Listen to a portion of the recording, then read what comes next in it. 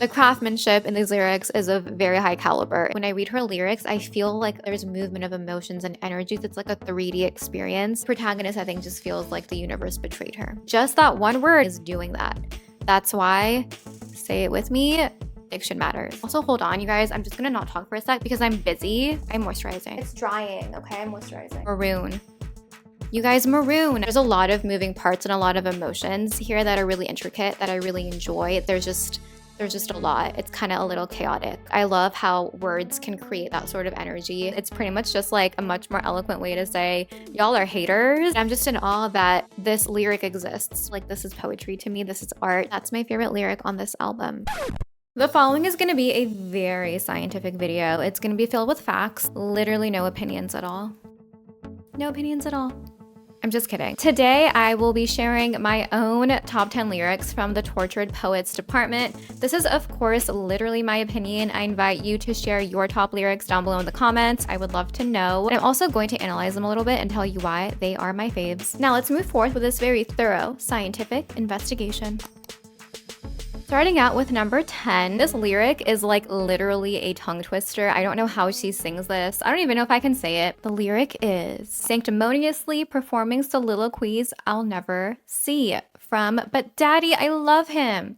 I think about this lyric a lot. It's like one of my Roman empires within the Taylor Swift universe. I love it when Taylor incorporates words that you would never think would be in a song. I just find it really satisfying when she does that. Let's define some words so I can explain to you why I love this lyric so much. Sanctimonious means to be excessively or hypocritically pious. It's someone being self-righteous. You can also think about it as someone having a holier than thou sort of vibe. It's like person A is criticizing person B, but person A is like a worse person than person B. So it's just very ironic. A soliloquy is like a speech that a person states out loud. The actual dictionary definition of a soliloquy is an act of speaking one's thoughts aloud when by oneself, regardless of any hearers, especially by a character in a play. So what's being said here is that there are people who are performing these spoken word speeches without there necessarily being anyone to hear it. They have a lot of passion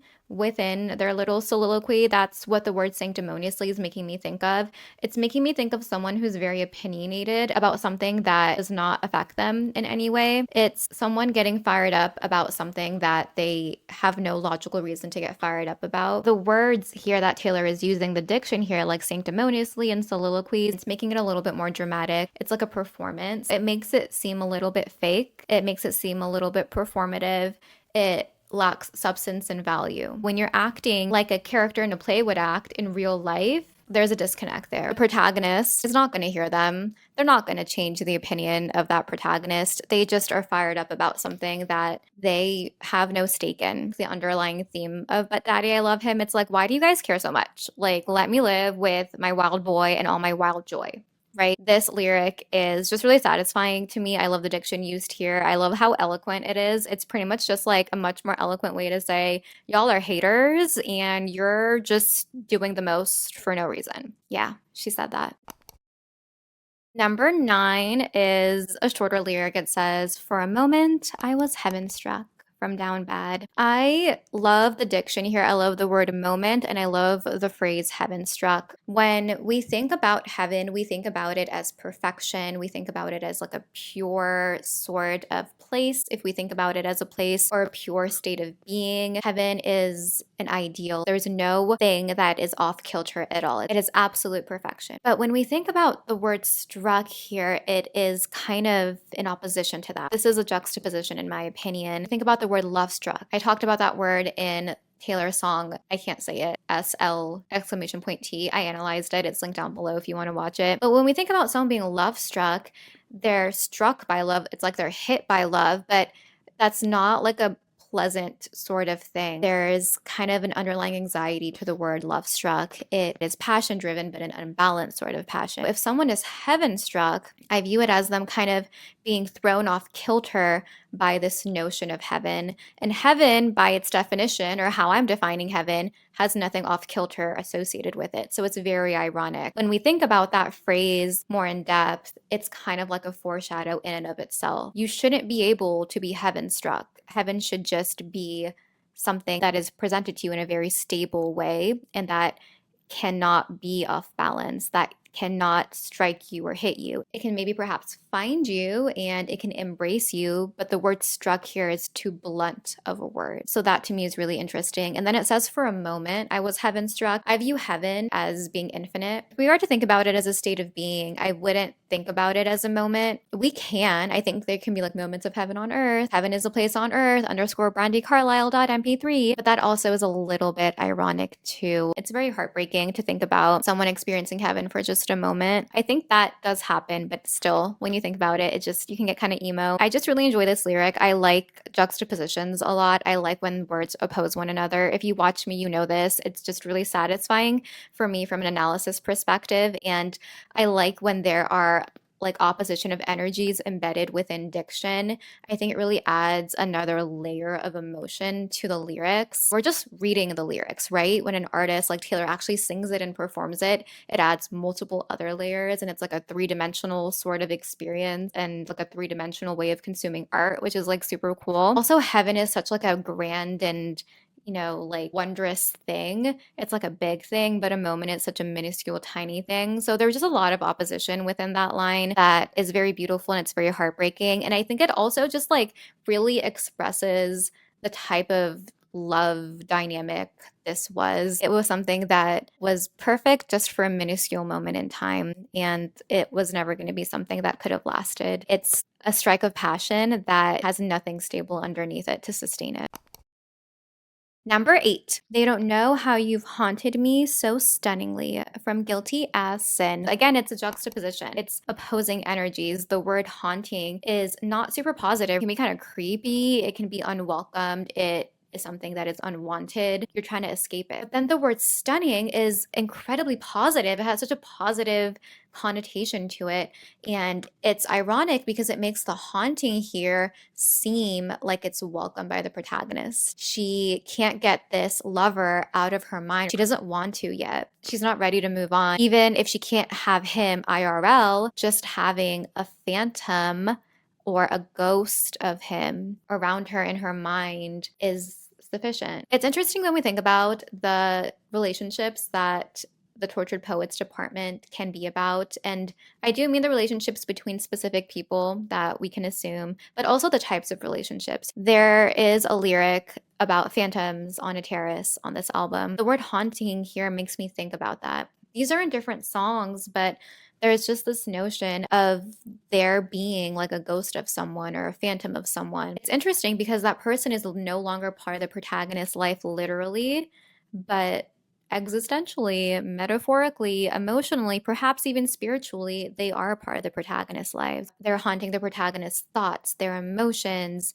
They are very much embedded within the protagonist's psyche. It's a sort of haunting that the protagonist finds very beautiful because she is not over this person. Something stunning is something wonderful. It's wondrous, it's beautiful, it's alluring, it's interesting.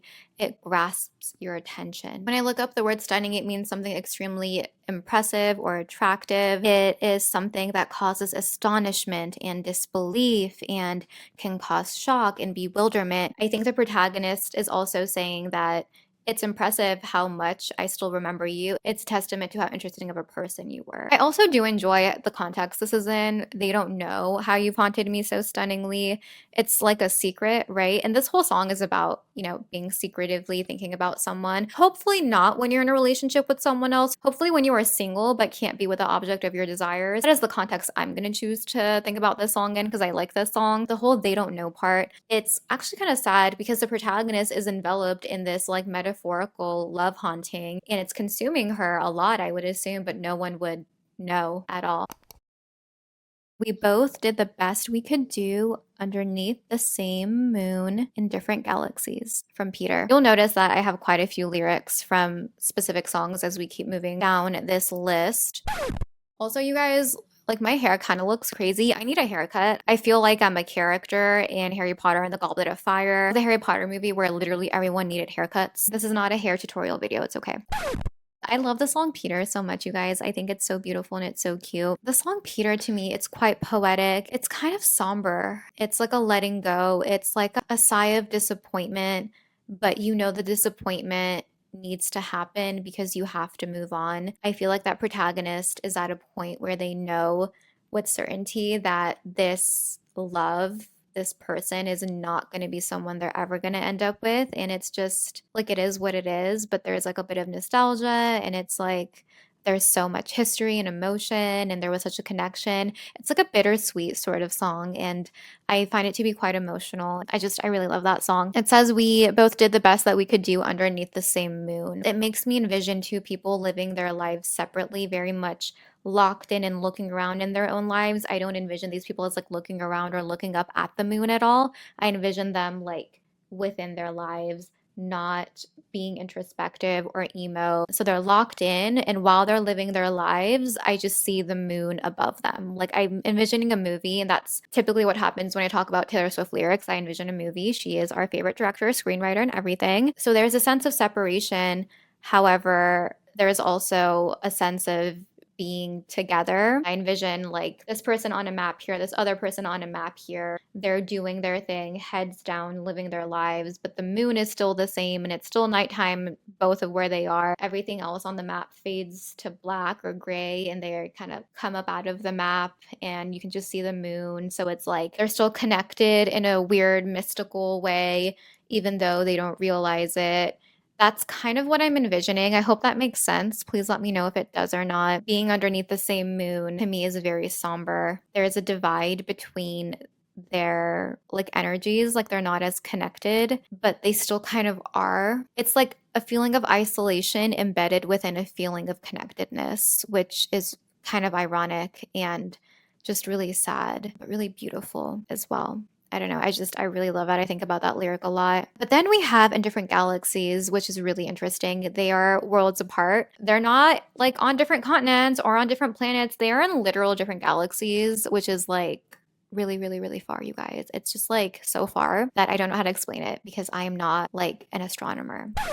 They're underneath the same moon, which means they're in the same galaxy, but it says that they're actually in different galaxies, right? To me, how I think about this is that the galaxy is not meant to be like as a literal. This whole thing is metaphorical, of course, but I'm interpreting galaxies as like the galaxy that surrounds you within your life. It's like your aura, your energy, and your vibe. So each person is in a different galaxy on Earth. They're on a different timeline. They're in a different reality. They're still underneath the same moon, but when you're on a different timeline than someone, your paths are just never going to cross. It's not even going to be a possibility. You're not going to randomly meet at a friend's party or run into each other at the grocery store. They're never going to be able to overlap again. I imagine them just walking within their galaxies past each other one day, but they can't even notice the other person exists because they're existing on different timelines in different energies.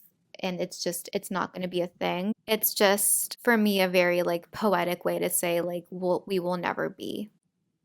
We will never be. I think that people's energies, their vibes, their aura, their mood for that day, what they're paying attention to, and their timeline really does dictate the people in their lives and the events that they experience. And when I say timelines, I hope that makes sense. I feel like when you're in a space, when you're in an energetic vibe, when you have like a focus and a purpose, and when you exist in a certain way, you're just going to be attuned to certain things, and there's just going to be things that you can't see or notice. These two people are not ever going to be in the same place metaphysically, spiritually, or energetically to notice one another anymore, even if they are under the same moon. Lyric number 6. This one's a little bit longer, but I couldn't shorten it, so here we go. I change into goddesses, villains, and fools. Change plans and lovers and outfits and rules, all to outrun my desertion of you. Such an interesting lyric. And you just watched it. This is from another one of my favorite songs on this album, Chloe or Sam or Sophia or Marcus. I tend to listen to like the moodier songs more often on repeat, like Peter and Chloe or Sam or Sophia or Marcus. The lyrics here are really beautiful. I don't want to spend too much time analyzing it because this is not supposed to be an analysis video, but we'll see. We'll see how much I can filter myself here. The first thing that I want to talk about is the diction, goddesses, villains, and fools. I'm going to talk about something I have been talking about the whole time I've been analyzing this album, The Tortured Poets Department. When we have diction and themes that lend themselves to be interpreted through a historical lens or through the lens of folklore and legends and myth, it makes what we're talking about more significant. If we're talking about like goddesses, villains, and fools, those are usually characters or archetypes within myths and legends and folklore. When we have stories that are myths and legends and folklore, it's because those stories are of substance and value. They have umph to them. Those stories are put on a pedestal for one reason or another. So when that sort of diction is used to talk about someone's personal life, as a listener or as a reader here, it makes me add more value to what we're talking about. It's like something was fated. It's like destiny vibes. It's more dramatic and more significant. So our protagonist here is pretty much saying that she has changed her character and who she's been. She's been a goddess, which has a positive connotation. She has been a villain, a bad guy, and she's been a fool as well. I could go deeper into this, but for the sake of this video, I'm going to keep this a very light sort of analysis. If you want me to analyze this song more in depth, please let me know. I would be happy to do it. This is going to be like a diet analysis right now. Change plans and lovers and outfits and rules. So our protagonist has gone through a lot of changes. She says she's been doing all of these changes in her life and going through all these phases, not to outrun him, but to outrun her desertion of him. She feels like she deserted him. She left him in the dust. She ran away in the middle of the night. She put the money in the bag and she stole the keys, and that was the last time he ever saw her. She is trying to outrun her guilt. That's what she's saying here, in my opinion. She's trying to outrun her thoughts surrounding the fact that she deserted him. We don't know why she deserted this person. Maybe it was something that had to happen. Maybe he doesn't feel like she deserted him, but she feels like she did, she being the protagonist. So there's lots of ways to analyze that, and we can explore that if I end up doing a video on this song and you just watched it. So there's two ways to think about this. You can think about the love interest just watching this as him watching her desert him. I don't though. I just view the love interest as watching her go through all these changes, being a goddess, a villain, a fool, changing her aesthetics and dating people and things like that. I feel like he was living his life too, but she was always on his radar. He always was aware of her and what she was doing, but he never like made contact with her between her lovers or anything to like try to start something. I feel like if someone has you on their radar, you're of interest to them for some reason or another. If you don't care about someone, you're not gonna be watching their lives like that. So I love the diction here that I talked about, goddesses, villains, and fools, how this makes this more faded and more dramatic. I just love how it says outrun my desertion of you. To me, that's a very eloquent and interesting way to say like, I'm trying to outrun the shame and maybe the regret. Yeah, the regret, you guys. I don't know why I didn't think of that earlier. She's trying to outrun the regret and everything about leaving him, and you just watched it. There is just like chaos here and movement, and then the love interest is just like stationary, but this is also like having a somber undertone to it. There's a lot of moving parts and a lot of emotions here that are really intricate that I really enjoy. There's just a lot. It's kind of a little chaotic. And I love how words can create that sort of energy. And this is why diction matters. Let's move on to the next lyric. I have 3 honorable mentions. I'll do one of them right now before we get into the top 5. This one is the OMG I'm Shook honorable mention. It's also from the song Chloe or Sam or Sophia or Marcus. It says, so if I sell my apartment and you have some kids with an internet starlet, will that make your memory fade from this scarlet maroon? Scarlet Maroon. The reason that this is the OMG I'm Shook honorable mention is because of 2 things. Is Taylor Swift psychic? Because is Maddie Healy not engaged to an internet starlet? Is he not? I do think that this song is about her and Maddie, but I could be wrong. So that made me a little shook. But the reason I'm actually shook is because of the word maroon and scarlet, you guys. Maroon. You guys, maroon. Is the song Maroon about Taylor and Maddie Healy's alleged situationship? Is it? Is this one thing that she was thinking about on those midnights where she wasn't sleeping? I think it's possible, and I think it's possible a lot of songs were about this situationship that are in Taylor's catalog that we never really thought about. Maybe we will explore this in later videos, but that's why this is my OMG I'm Shook honorable mention. Scarlet Maroon. Makes you think, doesn't it? Lyric number 5.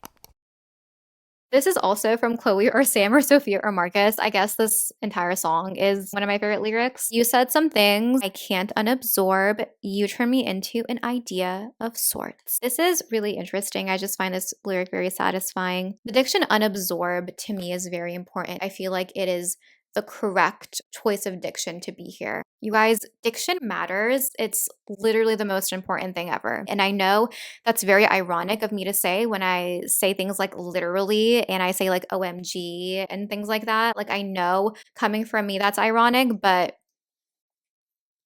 you know, I love irony. You said some things that I can't unabsorb. Okay, let's talk about absorption. We can talk about this through like scientific ways with like cells, but let's just like not do that. We can do something cuter. Let's talk about like lotion. Let me get a prop. I did not plan to do this. Let me get a prop.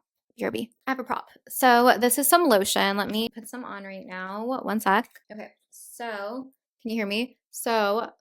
Okay, so we're putting on lotion right now. It smells really good. It smells like cherry blossoms. Can you guys still hear me? I know the microphone got really far away. So I did not plan to do this. How do I even do this? Okay, lotion.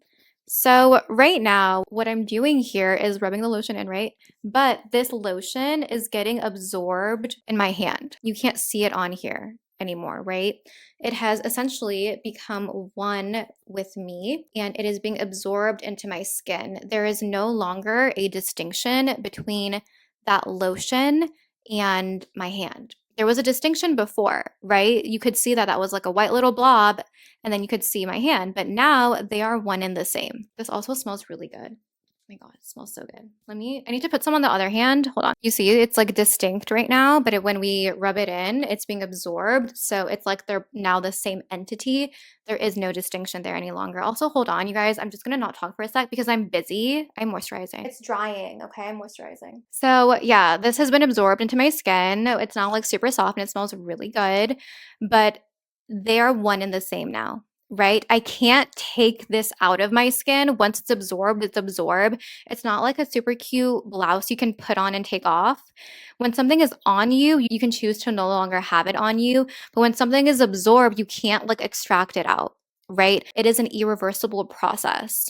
And that is what is significant here. I'm really proud of myself for using props. Like this video, you guys. That was improv. You said some things I can't unabsorb. This love interest has said things that were very impactful to our protagonist and his thoughts and just everything about him. She like has respect for his opinions. Then it says, you turn me into an idea of sorts. It's kind of like the love interest thought of the protagonist as just an idea, not as who she actually was.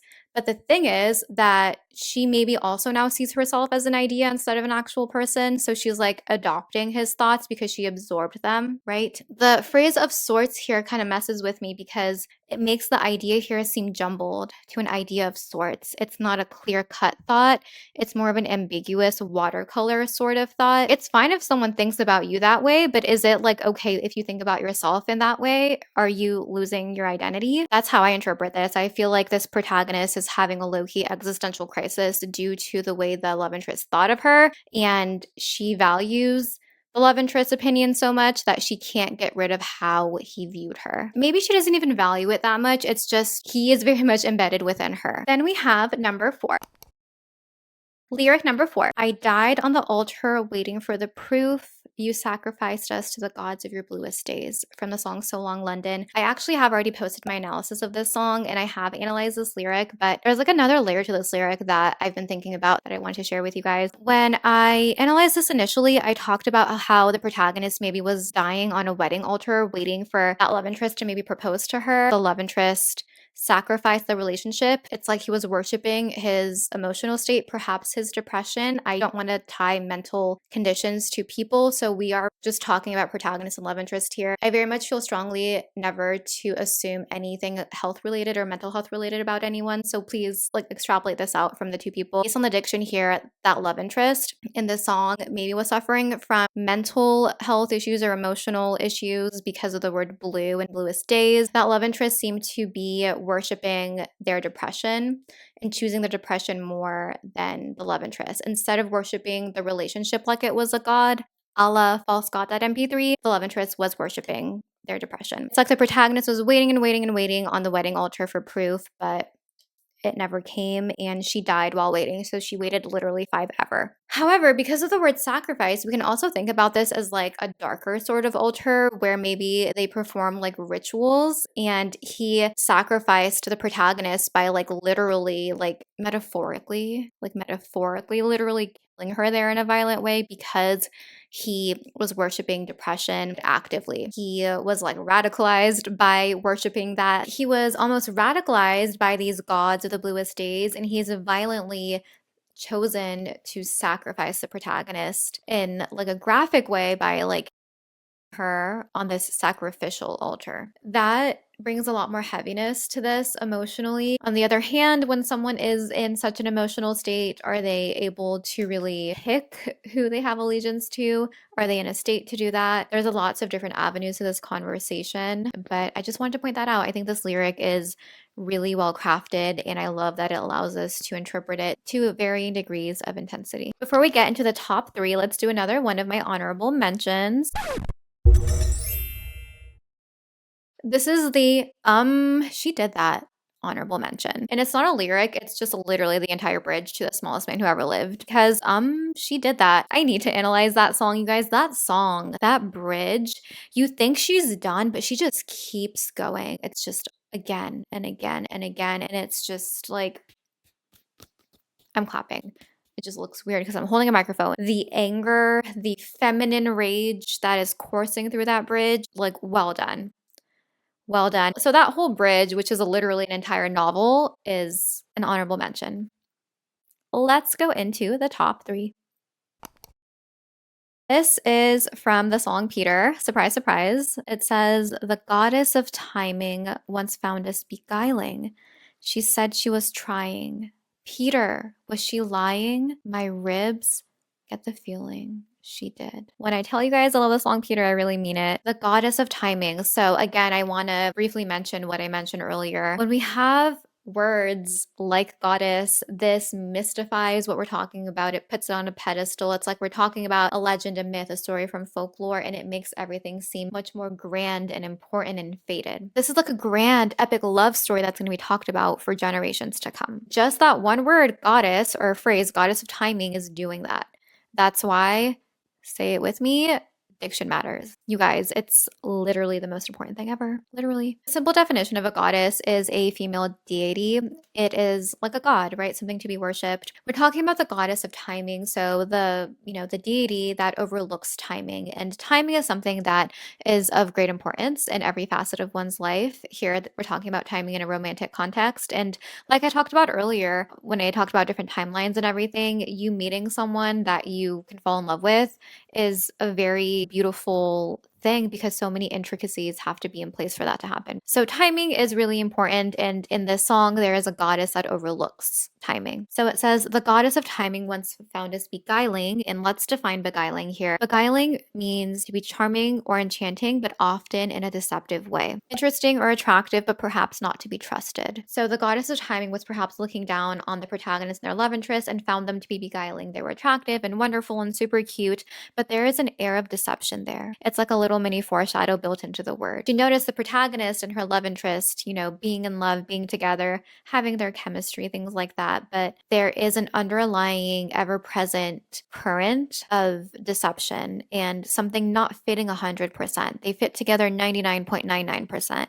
But in order to be soulmates, you need to fit in 100%. And I do think that this relationship was a twin flame relationship because there's a lyric on this album about Taylor, or the protagonist, saying that she felt like she lost her twin. I am interpreting that as twin flame. She said she was trying. So the goddess of timing was trying really, really hard to get the timing right for the love interest and the protagonist. She was trying to make fate work for them because she saw them beguiling, right? She saw what from the surface could have been a beautiful and wonderful fit. She wanted to help them make it work. So this is saying even with a deity, even with a goddess trying to help us be together, it's never going to work. By fate, by laws of the universe, by everything grander and more powerful than them, they can never truly be together in the correct way. Different timelines, same moon, different galaxies, right? This is so beautiful. It's sad, but it's so beautifully expressed in the way that these themes are ever present throughout different songs on this album. They're just woven in. It's very beautiful. Peter, was she lying? When I read that lyric, Peter, was she lying? It's like the protagonist is saying that out of desperation and sadness. She's saying, Peter, was the goddess of timing lying when she said she was trying to help us be together?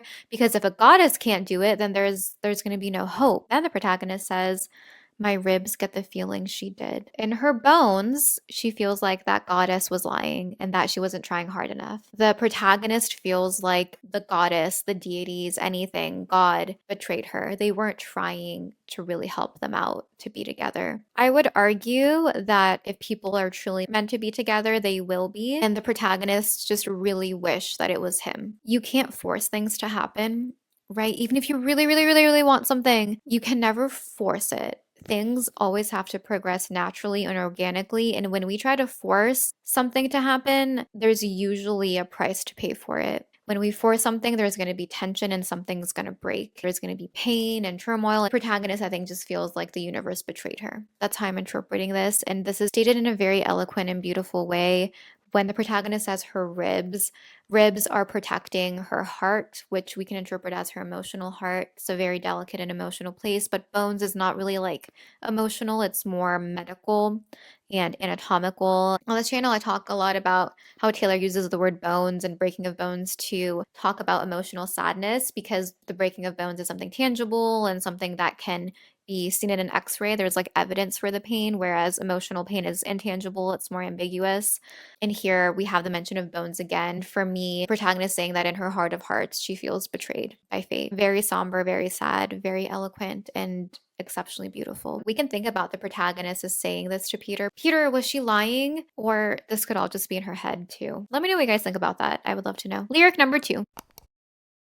This is also from Chloe or Sam or Sophia or Marcus. I promise I listened to this entire album. There's literally evidence of it when I did my reactions. There's just some songs that I love, so that's why most of my top lyrics are from those songs. This is a very long lyric. So again, my analysis is going to be like diet analysis. I'm not going to go as in depth. If the glint in my eye traced the depths of your sigh, we're already into beautiful, eloquent vibes. Down that passage in time, back to the moment I crashed into you like so many wrecks do, too impaired by my youth to know what to do. From the song Chloe or Sam or Sophia or Marcus. There's so much just like movement in those lyrics. It's just astonishingly beautiful. I love how Taylor, for me at least, when I read her lyrics, I feel like there's movement of emotions and energies. It's like a 3D experience. It takes a lot of talent and intent to be able to do that. It's very, very beautiful. I always say this, when I analyze Taylor's writing, there is such a satisfaction that I feel because everything just fits together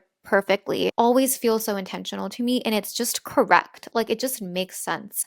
And nothing is correct or incorrect in art, but it feels so like well crafted. The craftsmanship in these lyrics is of very high caliber. It's exquisite, you guys. It's beautiful. So let's do a diet analysis of this. If the glint in my eye traced the depths of your sigh, we already have opposition here. Actually, maybe we don't. I want your opinion. So the glint in someone's eye could be like they're just happy and it's like a little sparkle in their eye, kind of like little cartoons. And that would be in opposition to a sigh. It's like heavy and sad and maybe depicting disappointment or frustration. So it's like the happiness present in the protagonist's eye is going down into the depths of the frustration and sadness in the sigh of the love interest. It's like a little rabbit hole. We can also think about the glint in the protagonist's eye as being like tears they're crying.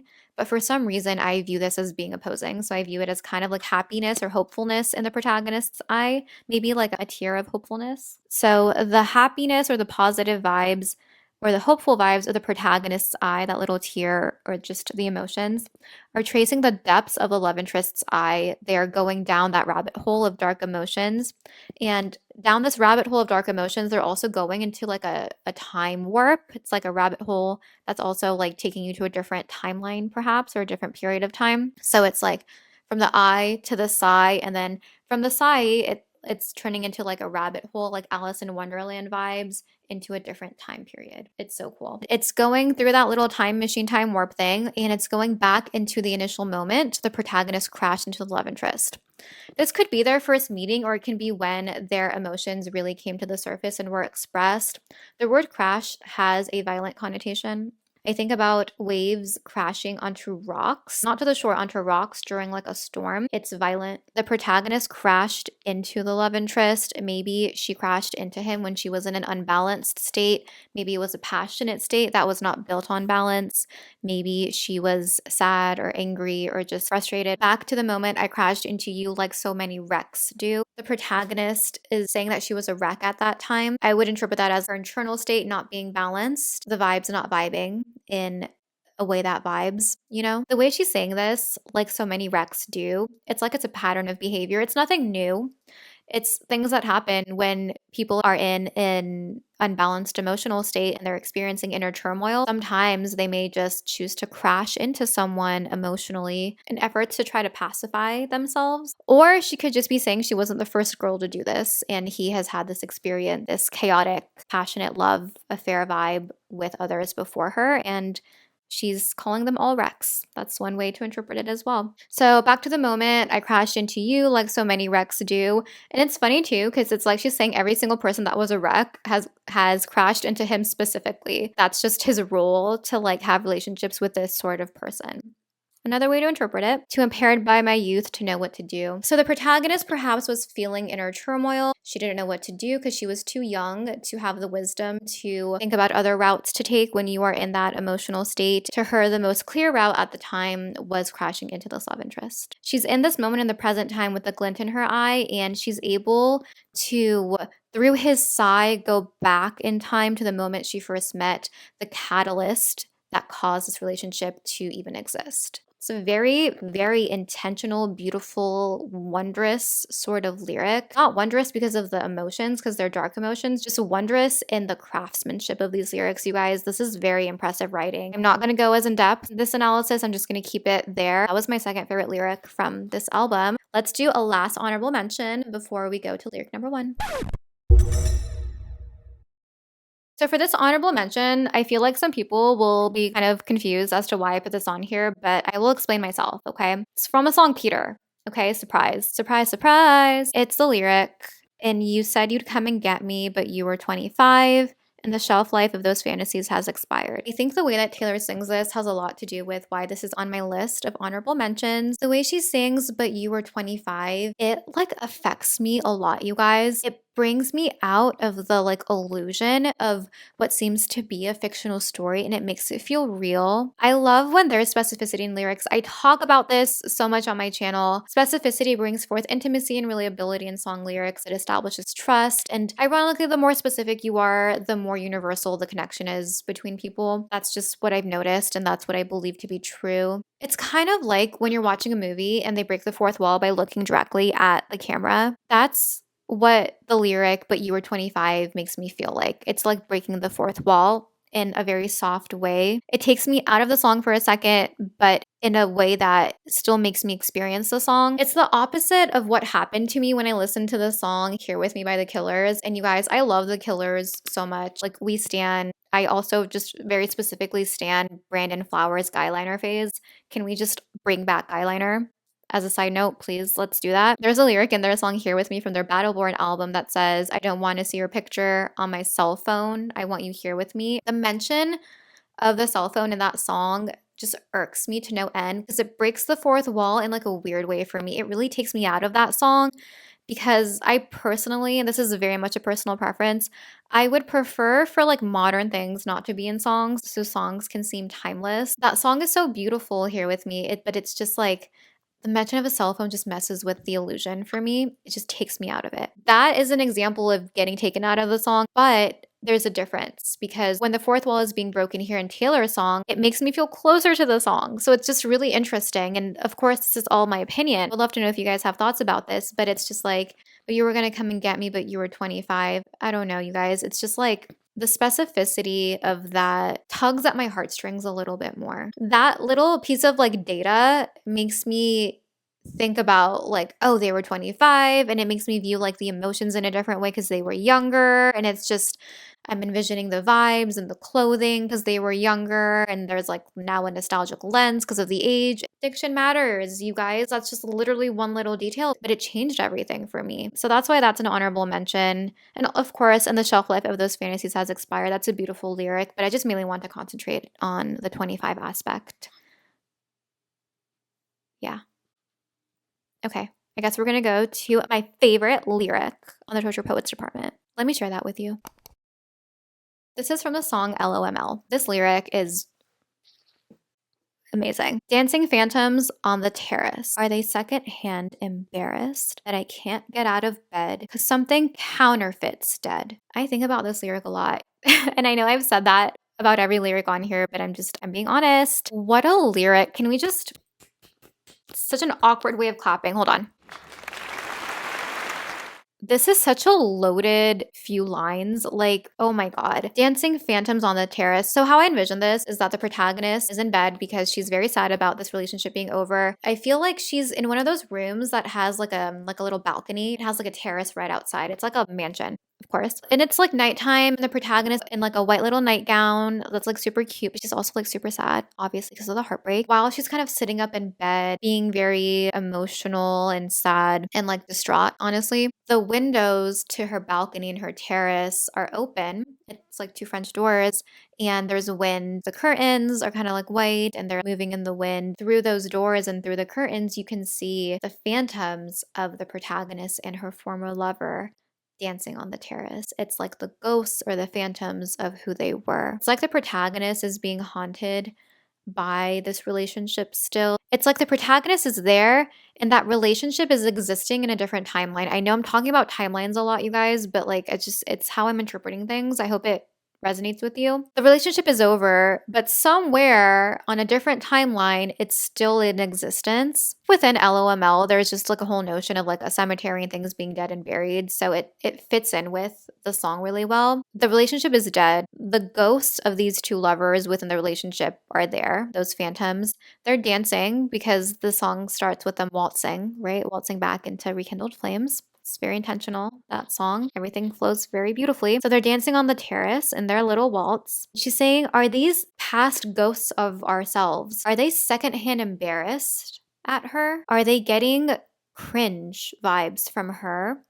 Because she physically cannot get out of the bed because of something that was never real. Are things that are arguably not even in existence secondhand embarrassed of her? The protagonist is suffering very intensely and her life was turned upside down for something that wasn't even real. And she's like, is everyone embarrassed for me? Are the birds embarrassed for me? Is the grass embarrassed for me? Are the dancing phantoms on her terrace embarrassed for her? Are the past versions of herself and the lover in another universe embarrassed for her? It's the pain of the relationship being over, but it's also the shame and embarrassment that you believed something that was never true. It's kind of like the Sabrina Carpenter song, Please, Please, Please. Heartbreak is one thing, but my ego is another. And also, if you believe something to be true that intensely and it's not, I would imagine that it would be difficult to trust yourself and your judgment for a while, right? She's thinking, how could I have fallen for this? How could I have done this to myself? Being embarrassed internally, but thinking that embarrassment is coming towards her from the outside as well. I'm just in awe that this lyric exists,